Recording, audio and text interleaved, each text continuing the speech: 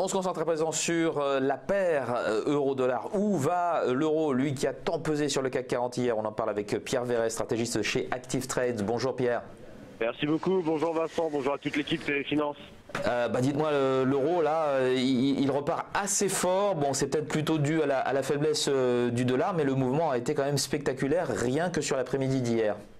Absolument, absolument. Alors c'est vrai qu'on est on est face à une monnaie unique justement qui poursuit, en tout cas son rallye justement annuel, j'allais dire son rallye de 2017, puisqu'on sait tous que la monnaie européenne justement a très très fortement augmenté par rapport au billet vert justement sur cette année. Donc c'est après une petite j'allais dire phase de consolidation, une petite phase quand même de 2-3 mois à peu près, qui avait pris ses racines justement fin août, que les acheteurs sont de retour justement sur la monnaie unique, pouvant justement débloquer de nouveaux potentiels à la hausse. Alors c'est vrai que hier lorsque je vous ai transmis les graphiques, on avait un euro-dollar qui se cotait, qui s'échangeait autour des 1,1885, 1,1887.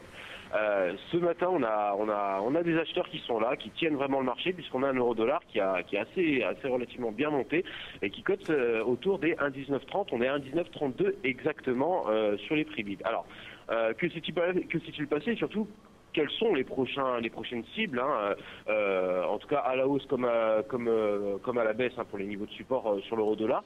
C'est un petit peu ce qu'on va essayer de décrypter justement sur ce tout premier graphique en données journalières.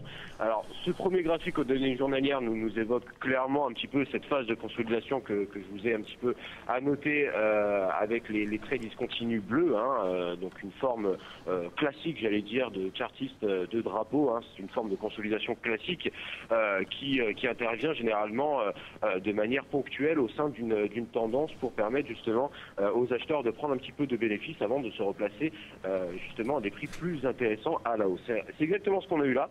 On a eu donc ce fameux drapeau qui s'est mis en place, je le rappelle, depuis fin août jusqu'à au début du mois de novembre, donc au début de ce mois-ci, avec une rupture relativement franche, une rupture souvenez-vous, c'était sur une bougie de 140 pips, une journée de 140 pips qu'on avait eu au tout début du mois de novembre qui a permis au marché de s'affranchir de ce fameux drapeau de continuation, propulsant bien évidemment les prix inévitablement sur la zone des 1,1850. 1,1850 qui est une zone extrêmement importante pour ce marché, puisque c'est vraiment une zone autour de laquelle s'articule l'ensemble du marché de l'euro-dollar justement depuis le début, le milieu de l'été, on va dire depuis le mois de juillet.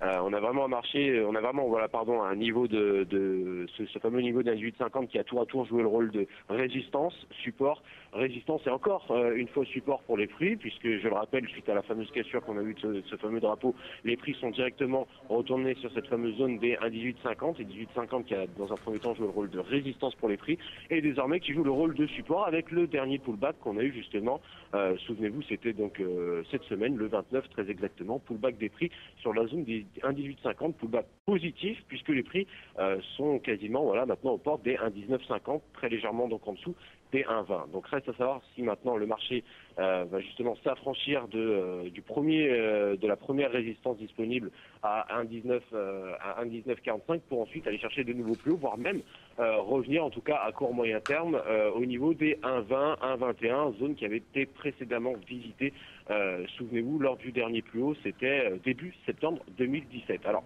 très rapidement, encore une fois, sur les indicateurs techniques, on est face à un marché, toujours sur le graphique en données journalières, on est face à un marché qui se traite au-dessus de sa moyenne mobile exponentielle à 144 périodes, qui, je le rappelle, est toujours ascendante et joue évidemment son rôle de support pour les prix.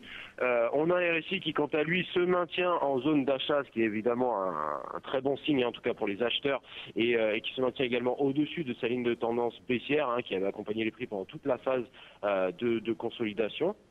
Donc on est résolument en tout cas dans une optique en tout cas de poursuite de la hausse sur l'euro-dollar, avec comme objectif en tout cas à moyen terme les 1,2094, les 1,2095. Voilà. Si maintenant on va un petit peu plus dans le détail pour justement les traders, les investisseurs à plus court terme, histoire de donner un petit peu les niveaux importants à retenir dans la journée. Alors je le disais, c'est vrai qu'à l'époque où je vous avais envoyé ces captures d'écran, on avait un marché qui coûtait à... Ça change très vite. 1,1890, donc on va aller un petit peu plus vite effectivement. Vincent. On a un marché qui a très bien rebondi sur les 1,1850. La première zone de résistance disponible est à 1,1945, comme je l'ai dit précédemment, cela correspond au dernier plus haut. On a également ensuite les 1,1978, 1,2015, puis 1,2030 par extension, avec bien évidemment comme résistance, comme objectif, j'allais dire final, les 1,2095. Très rapidement, Vincent, aujourd'hui on a deux grosses annonces qui sont très attendues par les traders, notamment les PMI manufacturiers et européens et américain. Voilà, donc pour rappel, le PMI manufacturier européen est orienté très franchement à la hausse.